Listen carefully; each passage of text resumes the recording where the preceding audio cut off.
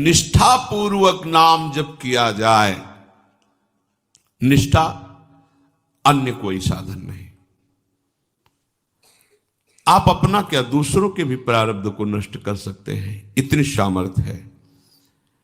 एक बार कबीरदास जी के शरणागत हुए दिग्विजयी पंडित गंगा स्नान करने जा रहे थे। उन्होंने देखा बड़ी भीड़ लगी हुई है और शोरगुल हो रहा है। उस भीड़ में कौतूहलवश गए, क्या है, क्या हुआ? तो उनका कि आदमी आत्महत्या करने जा रहा था गंगा जी में, हम लोगों ने जबरदस्ती से रोक रखा है। वो कमर में पत्थर बांधे हुए बिल्कुल कगार पे खड़ा हुआ था, लोगों ने पकड़ रखा था। हुआ, भाई आप ऐसा क्यों कर रहे हैं? आत्महत्या सबसे निंदनीय महापाप है, इसको बहुत भोगना पड़ता है। आप ऐसा न समझिए कि शरीर छूट जाएगा तो आप सुखी हो जाएंगे, बहुत दुर्गति भोगनी पड़ेगी। क्यों आत्महत्या करना चाहते हो? तो उनका, मेरे शरीर में गलित कुष्ठ तुम्हें दिखाई नहीं दे रहा, इसकी दुर्गंध से मैं ही इतना पीड़ित हूं। दर्द तो है ही, पर इतनी दुर्गंध है कि बस मृत्यु ही मुझे अच्छी लग रही है। कोई औषधि काम नहीं कर रही, कोई मेरे से बात नहीं करता, कोई मेरे नजदीक नहीं आना चाहता। बोलो मैं ऐसी जिंदगी कैसे धारण करूं? मैं खुद उब गया हूं इस जीवन से, पूरा शरीर सड़ रहा है, इतनी भारी दुर्गंध है, कोई नजदीक नहीं आता, कोई मुझे प्यार नहीं करता, कोई मेरी सेवा नहीं करता, कोई मेरे से बात नहीं। अब कैसे मैं जीऊं? देख लो, कर्म का फल देख लो। आप आज स्वस्थ हैं तो आप भजन छोड़कर मनमानी आचरण कर रहे हैं।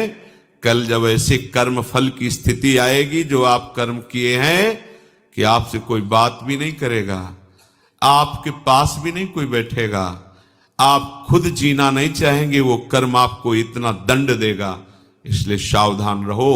अवश्य में भोक्तव्यम कृतम कर्म शुभाशुभम। जो आपके शुभ अशुभ कर्म है वो आपको भोगने पड़ेंगे यदि सावधान नहीं रहे। उन्होंने कहा कि तुम भगवान नाम की महिमा को जानते नहीं हो। यदि नाम महिमा जानते तो तुम आत्महत्या करने के लिए न जाते। छोड़ो पत्थर, मैं जो कह रहा हूं मेरी बात मानो।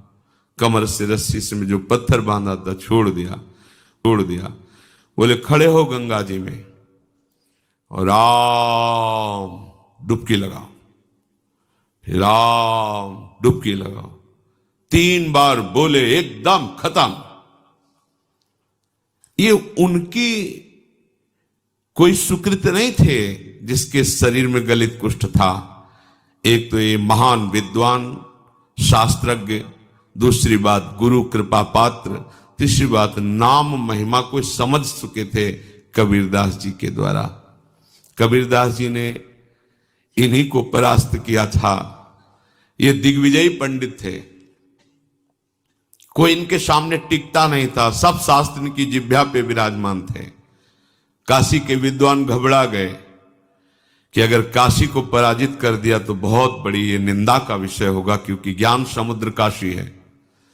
उनका इससे तो जीत पाना बड़ा कठिन, इसकी तो जिह्वा पे सरस्वती बैठी हुई है। उन्होंने कहा कि यदि हमारे यहाँ के सबसे बड़े पूज्य महापुरुष हैं कबीरदास जी, अगर वो हार गए तो पूरी काशी हार गई। तुम उनको परास्त करो जाकर। यहाँ किस किस से आप विद्वता पूर्वक वाक युद्ध करेंगे? एक से एक विद्वान है, सालों लग जाएगा। हम सब सहमति देते हैं कि आप कबीरदास जी को परास्त कर दे, मानो वाराणसी परास्त हो गई। ठीक है, कबीरदास जी के पास गए। उन्होंने कहा शास्त्रार्थ करना चाहते हैं? हमें शास्त्र कहां आता है। कबीरदास बोले पराजय लिख दो, इसमें दस्तखत कर दो। वहां करवा लो जहां दस्तखत। बोले काशी के विद्वानों ने कहा है कि आपकी पराजय पूरी काशी की पराजय। तो बोले फिर रुक जाओ, हम तुमसे प्रश्न करते हैं कि पढ़ के समझे हो या समझ के पढ़े हो?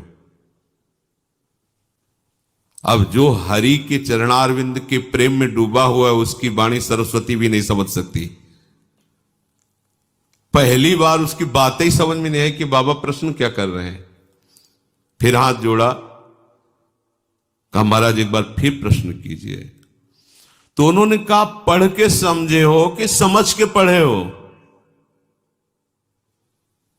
जैसे कोई किसी को स्तंभित कर दे मंत्र के द्वारा, बुद्धि काम नहीं कर रही, पूरी सभा लगी हुई है कौतूहल देखने के लिए।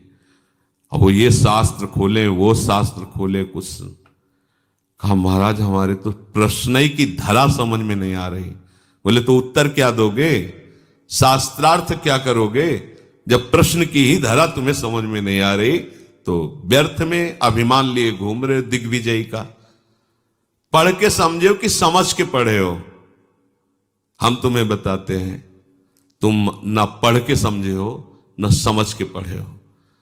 अगर समझ के पढ़े होते तो सब शास्त्रों का सार है भगवान के नाम में प्रेम, भगवान के चरणों की भक्ति।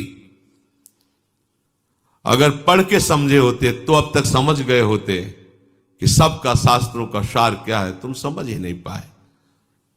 उन्होंने उसी समय सब गंगा जी में शास्त्र प्रवाहित कर दिए और श्री चरणों का कबीरदास जी के आश्रय ले लिया, शिष्य बन गए और नाम जप करने लगे।